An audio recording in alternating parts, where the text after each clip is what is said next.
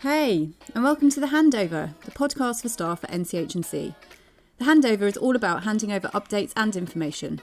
We want to hear from frontline colleagues about the issues that matter to you. This is your community, and we want to hear from you about what needs to be handed over. Listen, discuss with colleagues, and tell us what you want to talk about. This week on The Handover, we'll be hearing from the team at the new Birch Unit at Coleman Hospital, celebrating a major milestone with colleagues at North Walsham, and chatting to staff about the new NHS uniforms. So you'll remember that back in April, the former PBL building at Coleman Hospital was reopened as Birch Unit. Providing care for P2 patients, it's been working as a temporary preparation ward ahead of the brand new Willow Therapy Unit opening at Norwich Community Hospital later this year. Initially it opened for 8 patients and then increased numbers during the month to finally having 20 patients by the end of April. Patients have been admitted to Birch using the same admissions policy that the Willow Therapy Unit will follow, and Birch Unit is run by staff recruited to work at the new unit when it opens. It's been a huge task to get to this point, so Carolyn and Rob were really keen to visit the team at Birch to find out how the first few months have gone and to talk frankly about any lessons learnt since the opening with staff. Hello, I'm Carolyn Fowler, Director of Nursing Quality. And Rob Mack, Director of Operations. So we've come to Birch Ward, that will be Willow. We've come here to meet some staff, to have a look around the unit, and for Carol and I to poke our nose around a little bit and get to know people a little bit more and find out how they're doing as a team. I think we want to know what the challenges have been, what they're proud of, and basically what we can learn, because this is a new unit that's been set up really quickly, and we've got some really great ideas and visions for Birch and then Willow. Hi, my name is Luciano Pitasi. I'm the unit lead for Birch Willow Therapy Unit. I'm a physiotherapist as a background, and the reason for me to join the NCH&C is to be part of this exciting new project called the Willow Therapy Unit. As part of my background was running a smaller project, a rehabilitation unit, and this is a perfect opportunity for me to see my vision and my desire to focus on rehabilitation and focus on regaining patients' ability to be independent. And this is a much larger scale project that will help me to put this in practice and inspire people to change their practice. So the first stop on our tour of Birch, Luciano took us to see a red to green meeting in action. This is a daily multidisciplinary meeting to discuss each patient on the ward and how the team is working to get them ready to be discharged. You'll hear from Mark Prentice, advanced nurse practitioner at Birch, talking about how the process works. I just wondered, Mark, I know you know a lot about red to green. It'd be good to hear a little bit. I'm sure Rob would be interested in sort of what you're about to do now. Yeah, so this is a kind of a daily event, very much a MDT approach. So we have folks from nursing, from the OT, from the physio side, are all very welcome to join us. And at this point, we're going through the entire cohort of the ward. Our focus, I guess, is on discharge, really. So we're looking at safe discharge, and we go through each patient in turn. Each member of the MDT is given a bit of time to talk about what's going on with the patient, and then we come up with a plan. That's all written on System 1, and we go from there. So it's a point to look at how people are progressing or not, as the case may be, and we review blood results, things like that, and then we come up with a plan of action for the day. Tell me a bit more about, I know there's like some of the new stuff coming on, not used to paper charts and things like that, and what you did around the maths instance. First of all, I'm really proud of my team. They literally they have no reservation on completing these things and raising these mistakes, because it's good to learn from our mistakes. Absolutely. And have the candid approach to say, we made a mistake, we're learning from it. With the support of Cohen, we implemented an internal audit that we've been running for weeks to identify what actually the trend of what mistakes and how we can learn from it. And then we deliver it with support of Cohen, with the medicine management training in-house, and enhance one-to-one for some of the colleagues that we identified that were struggling to adapt to this new approach. We saw a massive improvement. For example, last month we only 5 minor incidents. We're talking about just minor incidents, but again, we continue to monitor very closely these on weekly basis, particularly once a week. We're still running these internal audits to make sure that these mistakes that we still pick up, we're learning from it. And the distribution of the knowledge is coming from the one-to-one, from the supervision the clinical leads are doing with the senior nurses, as well as through the weekly email that we send out regarding our learnings from the week. Yeah, I'm Steffi, one of the CSW here. I have started since March here. I'm a physio by background, so I love to care for people and I like to work in NHS, so that's the reason I came here. So we got a good team here, a big physio and OT team, and we all working really well for this Birch Unit. Can I just ask about the skills? We've had this conversation before, but I think one of the things that I think as a vision is that we have, our boundaries aren't really tight, and that nursing staff and AHP staff can sort of support each other. So how do you feel getting on with, say, the nursing staff, suddenly having some of those therapy skills, sort of making every contact count with the patient? It's going to be a journey. I don't think it's something that we'll be able to achieve in such a short period of time, to be honest, Carolyn. Is the mind switch from how we're going to used to be care our patient before, how we're going to actually apply the wide MDT approach. Everybody, every contact count, to make sure that we actually, everything we do is tailored towards the goals that were important for the patient.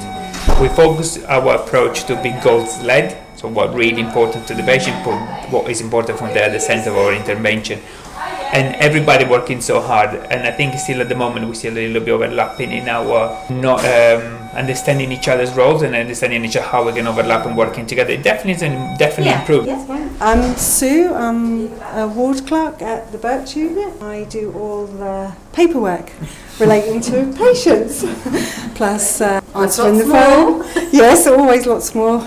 Organising transport for outpatient appointments. Gosh, it's always hard. Well, you're always rushing around when I'm here. Yes. Aren't you? Yes. So helping wherever you can. Laminating posters, doing everything really. Anything to do with patients and paperwork. I'm your girl. Presumably you're the first person all of the patients see as they come on the ward. Yes. As well. So I'm that happy Yeah, and you are. face. Yes. You're always smiling. Yeah, and singing. Sorry about that. Would you care to? No. It's been a real privilege being new for a new place and growing with people. You can actually see it growing. That's We're brilliant. getting better every day. Yes. I know you are, Yeah. absolutely, but I also know how much hard work it's been. Hello, I'm Vidya. I'm one of the physios here. Great, lovely to meet you. I don't think we've met before. I'm Carolyn. And I noticed you were trying to run very quickly, so we've done really well to catch you. So it's lovely to say hello, so thanks for a few minutes of your time. We just thought, if you don't mind, just tell us a little bit about yourself. And I'd also be really interested in how you found out about the job. Yes, so I have graduated last summer. I saw this job online and I thought it was quite an interesting job just because it was a brand new unit and seemed like a good challenge. So this is my first role after graduating. And where did you graduate from? University of Hertfordshire. Tell me about some of the challenges, but also some of the things that have going on. The teamwork here is absolutely amazing. You'll see other staff sort of picking up for others who may not have the experience. There's a good level of respect from nursing and therapy as well, which I don't think I see much on other places, but definitely I can see it here. And I think we've got some good support from managers as well. I feel like I can always go to, for example, Luciano or any of the other band 7s, band 6s for any help that I might need.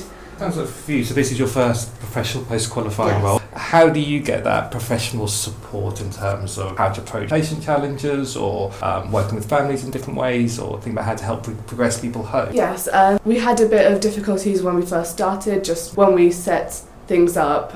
We didn't have a band 6, for example, so trying to find that direct line of contact was a bit difficult. However, the band 7s were there and they were able to help me with any questions I had. Yeah. It was definitely a big learning curve because as a student you don't do as much as you would as a band 5. And in terms of patient discussions and family discussions, I think it was all sort of trial and error. If one type of conversation didn't work well, try something else, discuss with whoever I can and see what their techniques and tips are, because again as a student I wouldn't have had to do that. It's all quite new, but There's two challenges, isn't it? Going into your first job and then coming into a new unit. Yeah. But it sounds positive. I mean, you're smiling. Yes. Is there anything that you are interested in learning more of, or things you'd like to know more about?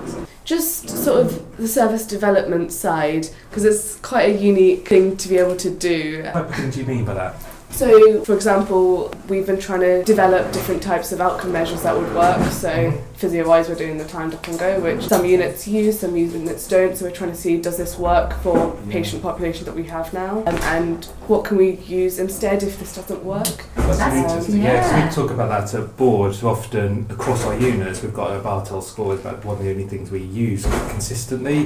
But in terms of the patient types we have, the variety of them, etc., and how we assess whether what we're doing is effective, it is quite hard. So it's really interesting in terms of you already looking at that, thinking about that in practice. At the moment we're struggling with that time up and go. However, I think if we come up with maybe something that can cover everyone. I mean, it might be a chance to look outside and see. I was talking to Luciano earlier about, once you can sort of look outside a bit, because I know it's all been really hard work, see what other units are doing in the country, get on some sort of network, and I'm sure our networks, we could get you in contact with therapists, physios, and the same for OTs. I think that would be really, because we've got a great opportunity here, haven't we? Absolutely. My name's Bryony McLenning, Clinical Lead OT on the Birch Unit that will be Willow. So I'm OT, I've been working in the trust 14 years, so worked all around different community and patient units, got a lot of experience in specialist rehab, elderly rehab, and I was on the rotation when they linked to the Norfolk and Norwich, so I've worked over there as well. Worked at James Paget as well, and social services over at Suffolk, so quite a good mix in terms of my career.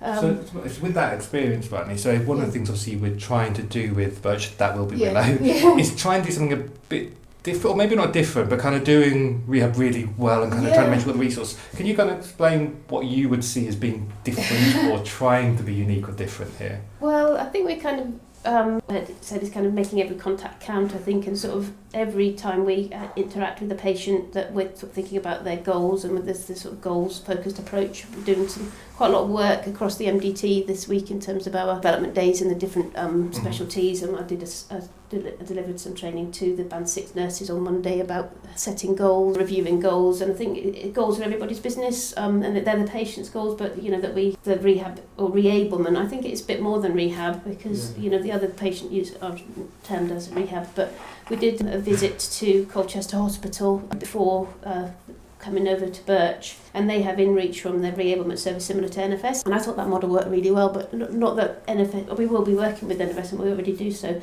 but we can do a bit of that on the ward here with our staff. So it's kind of how can we set a goal to maximise someone's potential. I mean, that's a sort of OT terminology, but can we focus in our profession about independence, but not everybody can be independent, but it's actually what can they do for themselves, what's important for them to do themselves. Do you think you'll be able to support people both to be able to and to feel confident and safe to get home that maybe previously we weren't able to? Yeah, we're going to be focusing a lot around the confidence. Patients often suffer from anxiety, from obviously the trauma of being admitted to hospital, usually through some having had a fall and the worry around that. So we do, one of the things we're doing here is looking at hospital anxiety and depression. We use that scale as one of the measurements, just to pick up any sort of underlying worry. I'm working with our OT team about a falls group as well. So we are doing, that's one of the big differences actually, we do a lot of groups, because more often than not you're identifying similar themes. So rather than sort of having separate conversations individually, we're sort of doing groups to empower patients and sort of for them to have like their peer support amongst, because they chat to each other anyway. And we've already started a discharge focus group, which I've run successfully on other units, where we get the patients together in groups of 3 to 4 once a week with their families. We talk about all the things that they can do for themselves and the families can do to support them get home.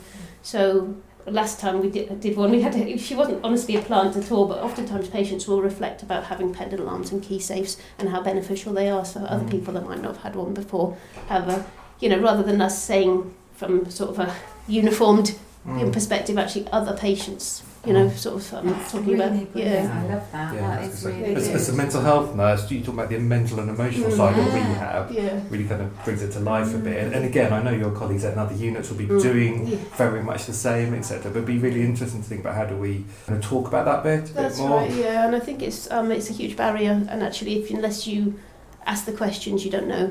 And sometimes you get, and I've had experience of the units where you get to the point of discharge, and then suddenly there's a little degree of sort of anxiety, panic even. So, but people are worried that they don't have one bit of equipment they can't get home, or particularly they'll have family often very worried on their behalf of then going home, what if they have another fall, etc. Yeah. So I think it's really important we do that work proactively. Yeah, so not only the sort of addressing their anxiety, but actually giving them the tools to manage falls and reduce risk, and sort of giving them the knowledge. I think patient education is huge, and especially with our cohort of patients. Obviously, we're getting a mixture of different patients.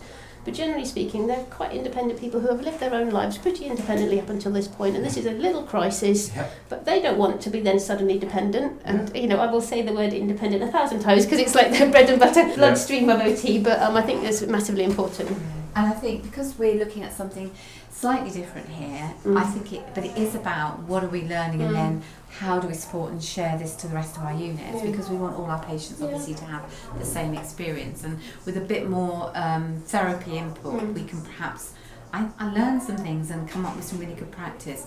The other thing I was really interested in, you talked about including the families in the discharge group. I'm really interested in how we support carers, and actually I would say that probably most of your patients here, well, some of them are either carers or have carers. And I wonder if there's anything very specific you do for carers? So obviously there's the carers matters, and there's one of the big points of the group, or the sort of themes, is signposting to other services, and there's lots of I've had quite a productive conversation with our social worker on the ward about development workers in the community. So there are other services. We can't fix everything, and we're not expected to, but if we know other services will help about specific things we've identified, then it is sort of working, and obviously supporting family members to, you know, be able to manage better, because again, we're talking about anxiety. Families feel anxious, and sometimes they think their family member has been admitted to hospital. This is, you know, we can't go back home, and it's kind of, maybe we can, but just to support them and communicate what is available, because sometimes it's like, oh my goodness, what do we do now? But actually there is lots of support out there, but there is, but it's complex. It is really complex. So I've been doing some work system-wide with carers this year, and one of the things they're saying they want is an ability to sort of know what's going on when they go home. And so we've got a draft booklet that's being piloted that they own themselves, and they're empowered to sort of say, can you tell me who's coming to see us tomorrow, when this equipment's being delivered, what does this drug mean? So hopefully it might be something we could pilot on the ward here if you were interested. You talk about this being a learning curve, and I guess one of the reasons Carolyn and I are kind of here talking to you guys is what do we learn as a trust, as exec. So for me there's something about recognising the strength of our intermediate care offer already that we have in other units, as well as kind of trying to harness a lot of that learning in here.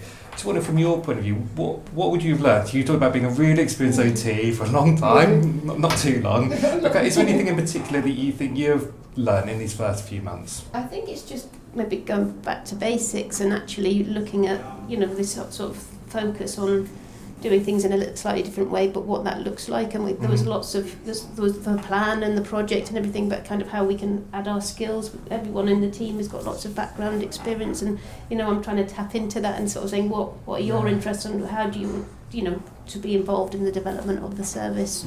I think we're here at Birch now, and I'm trying to use this opportunity, whilst we've got 20 patients and sort of fairly well staffed, because we're having to train the staff, obviously some of them are completely new in post, but, you know, to try a few things out. And, you know, because when we go over there, I just want it sort of to have things firmly in place. There will be a few weeks, if not a little longer, of getting used to the being over there, because it's more than double the current patients, and we've not got many more staff joining. Buildings and environments do change culture and behaviour, and particularly in terms of people's movements, etc., and how people kind of land in a building, isn't there? So I think it's going to be really important you kind of own and shape that. So it'd be good just to think about what we've heard and learned today, Rob.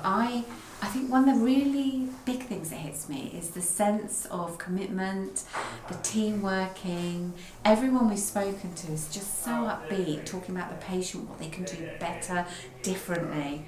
It's been really quite overwhelming. Yeah, I mean, when you come to a ward early on a Friday morning, you don't quite know what you're going to find, if I'm honest. Individually, like often in the trust, you go around, people are genuinely positive, and I really don't believe it's just because we're talking to them, and that really comes across. It's kind of buoyed me up a little bit, if I'm honest, because Yeah. you're like, sometimes you think, oh, how are we doing? There's a lot of pressures, there's a lot of worries. It's been really inspiring. I guess for me, one of the big things that comes across is how much an MDT this is, and again, that will be the same in many, many areas, but whoever we've spoken to, they've spoken about the team, not their profession first, and that's really come across to me. I think also they've talked about how they've learned from each other, so therapy learning from nursing and the other way around. I've heard making every contact count, which is something I said as we walked on, and then I'm hearing it being said as if absolutely talking about patients as individuals. I love the conversation we had with Bryony about their independence. You know, this is a blip in their life. They were probably independent, they were having a world, and it's our job to get them back out and look at their confidence. And I think the other thing is, I feel there's a really holistic approach here. That's all looking at mental health and maybe the anxiety that comes with perhaps being in hospital for a while. Yeah. I think it's a testament to the team as well. So one of the things that underneath the positive I kind of sense is people have had to have some tough times as well. And again, I think that's normal in teams, particularly in all teams. But how they've kind of tried to approach that, they've kind of acknowledged sometimes they have to take a step back. Think just about the basics around keeping people safe, keeping the team safe. Basics like social events for the ward, basics like good communication, and that kind of often goes unsaid, but it's so critical when you kind of meet a team like this. So then you can go and do the additional stuff and kind of add the gloss on top of it, but kind of to get through some of those tough times, they've had to just go back to the basics and not feel too overwhelmed by what they're trying to achieve. I agree, pacing it correctly, and I think it's up to us as well to think about what our expectations are and not expect everything all in one go.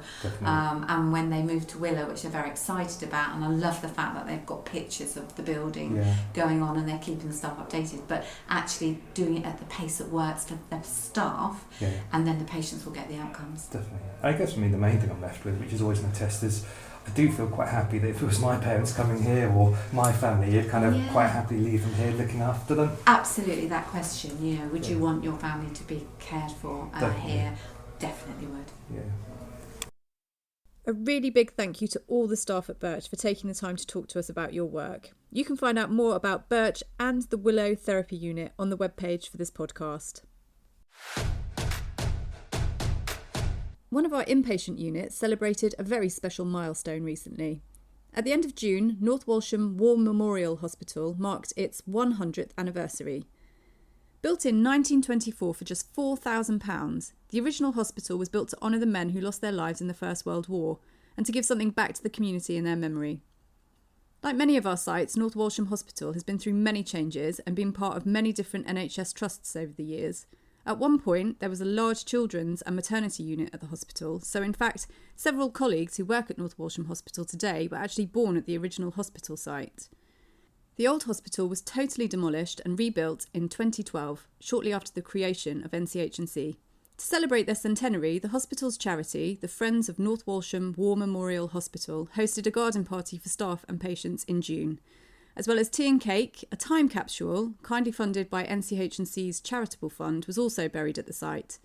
Ahead of the celebrations last month, Melissa Taylor, our marketing and communications manager, headed down to the hospital to talk to some of the long-serving staff about their experiences and how they've seen the site change over the years. Can you start by introducing yourself and your job role, please? So I'm Karen Mitchell, I'm the ward manager at North Walsham Hospital. Prior to joining NCH&C Trust, I spent my whole career from being a student nurse working in the acute hospital at the North Norwich on the various different sites. So I've very much been an acute nurse. So how does working in a smaller community unit compare to working in an acute hospital?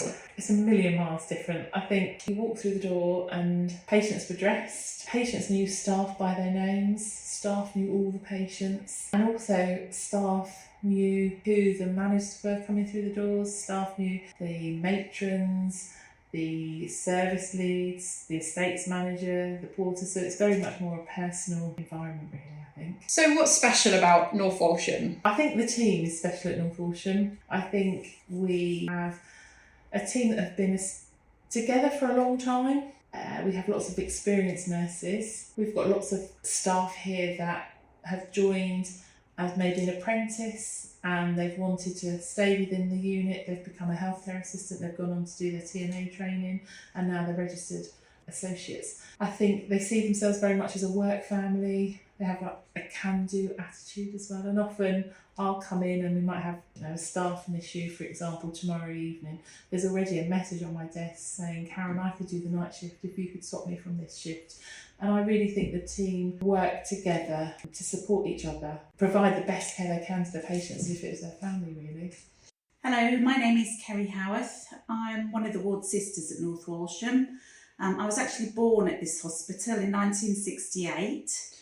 I came here as a junior staff nurse, and this year I'll have worked at North Walsham for 25 years.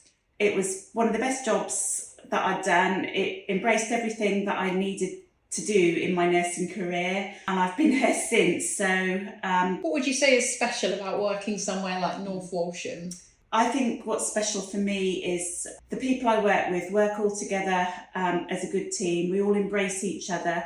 We all have different roles. Everybody knows their role and does it very well. We put the patient at the centre of everything, which for me is good. Yeah, and how does working at NCHC compare to other trusts that you might have worked at? The sense of belonging to a trust which cares about its staff. For me, it's one of the best places to work, which is why I'm still here after this time. I'm Binny Thurl and healthcare assistant. And I'm Carrie Moore and I'm a healthcare assistant too. And we are twins. So how long have you both worked in North Walsham? I've worked here like 15 years and I'm 6. So you were here first? I was here first in the old days in the old hospital, which was lovely. And then come over into the new build with the team. I've seen a lot of changes. I was at the Fletcher Hospital, moved down to Benjamin Court on Bluebell Wing, and then I came to North Walsham 6 years ago. And how have you seen it change, Binny, since you've been here? A lot, well, quite a few changes. There's always going to be change, isn't there? And you just go along with that. And what's special about North Walsham? The team.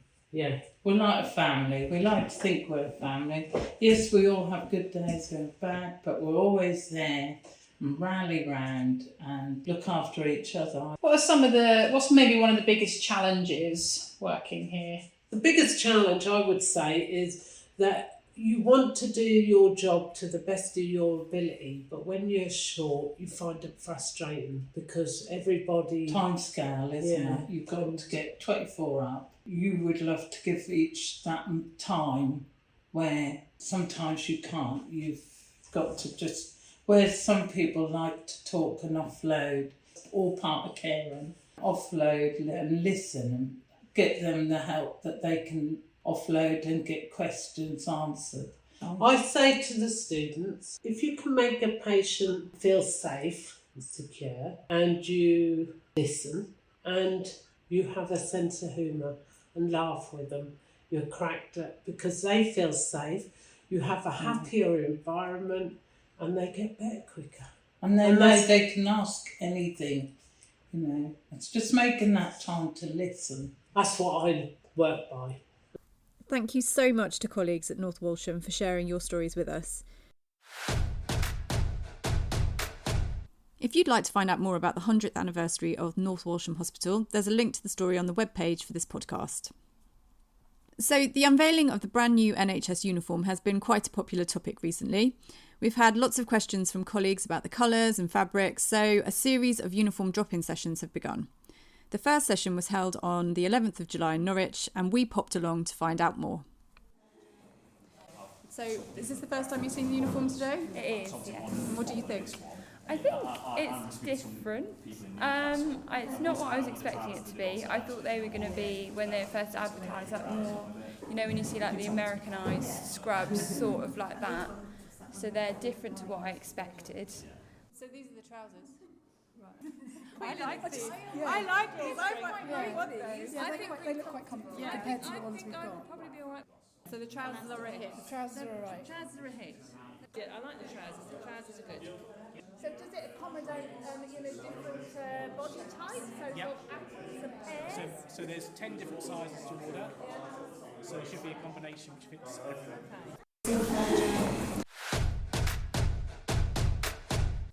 So there were lots of thoughts and feedback to the new uniform at this first session. The new uniform will be available to all NCH&C staff later this year and will eventually be what all NHS staff in every trust will be wearing in the coming months.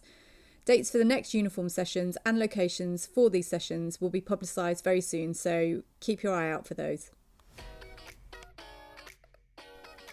Once again, thank you to all the staff who've taken part in this episode, and we hope that everyone that's listened has found it interesting. Further information about everything we've talked about in this episode can be found on the webpage for this podcast. Don't forget to send us your ideas and thoughts about the handover. If you have an idea for a feature, would like us to come and hear from your team or your service, or you'd like to host a segment, then just get in touch. Details for how to get in touch can also be found on the podcast webpage. Join us again for the handover soon. Bye for now.